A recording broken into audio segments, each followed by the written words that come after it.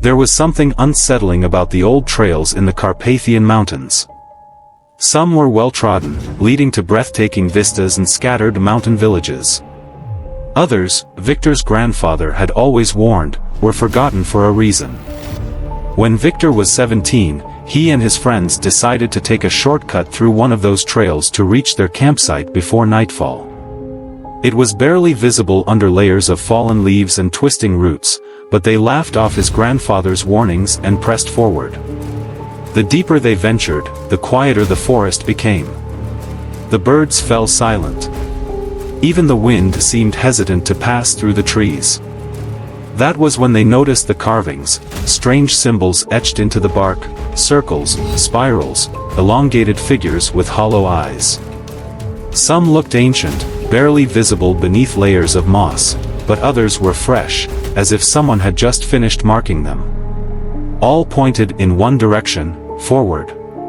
By the time they realized they were lost, the sun had dipped behind the mountains, and the whispering began. It started as a murmur, almost like the trees themselves were speaking, then grew clearer, voices shifting from behind them to ahead, circling them like a predator closing in. They called out, thinking it was another group of hikers playing tricks, but there was no response. Only laughter. Mocking, distorted laughter that made their skin prickle. Panic set in. They turned back, trying to follow their own footprints, but the path had changed. The symbols had changed.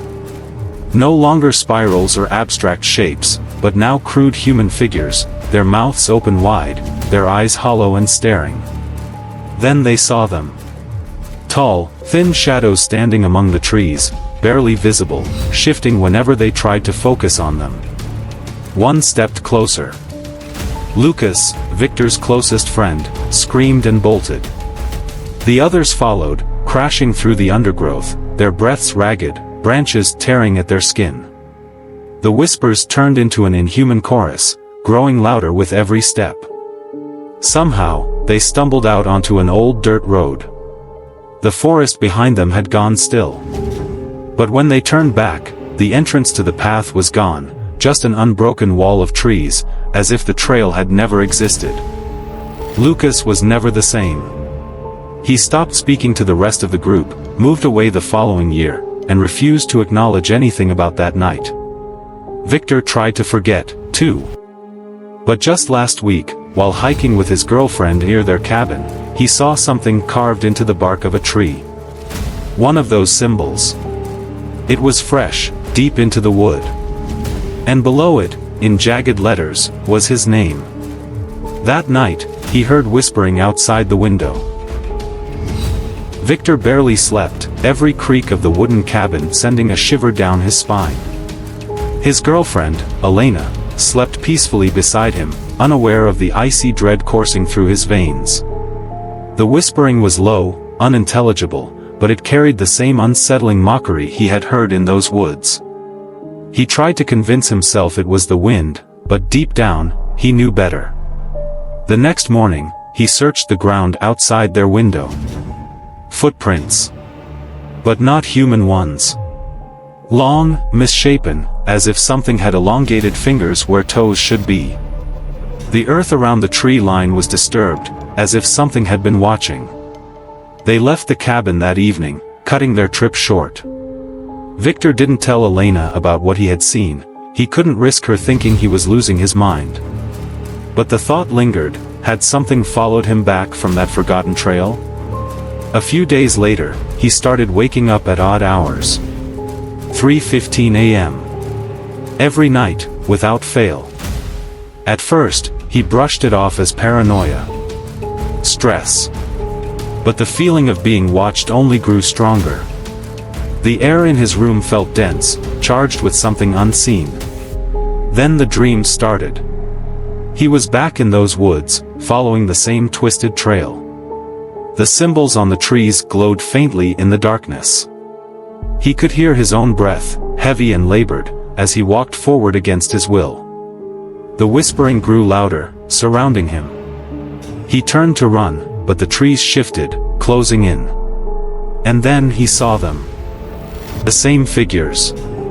Hollow eyes. open mouths. Their limbs too long, their movements wrong, like marionettes with tangled strings. One reached for him. Its fingers, sharp as branches, brushed his arm. And he woke up gasping, his sheets damp with sweat. But the worst part? There was a long, shallow scratch on his arm. Not a dream. Not his imagination. Something had marked him. He no longer went near the forest. Not alone. Not at night. But he knew, deep in his gut, that he hadn't escaped them. Because now, when he lay awake at night, he didn't just hear the whispering outside his window. He heard it inside the house. Days passed, but the feeling of unease only grew stronger. Victor started noticing small things, objects moving, shadows flickering in his peripheral vision. The television would turn on by itself, static filling the screen before cutting to black. The lights in the hallway would flicker, but only when he was alone. Then came the scratching. At first, it was faint, like the sound of a mouse scuttling behind the walls. But soon, it grew louder, more deliberate. Long, slow drags of something sharp against wood. Against glass. Against his bedroom door.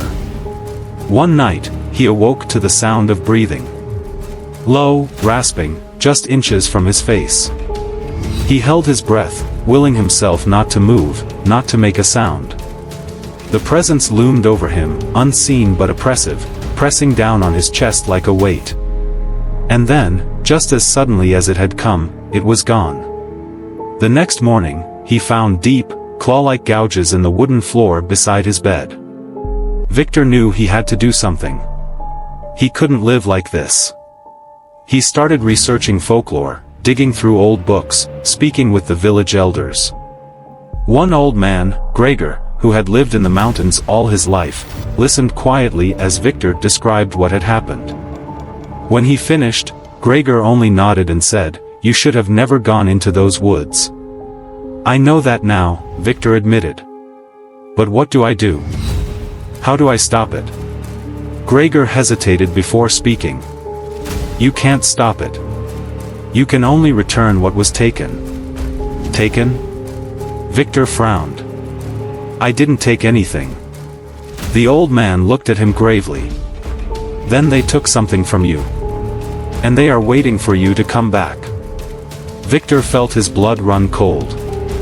The scratch on his arm. His name carved into the tree. He hadn't just walked through their domain. He had been marked.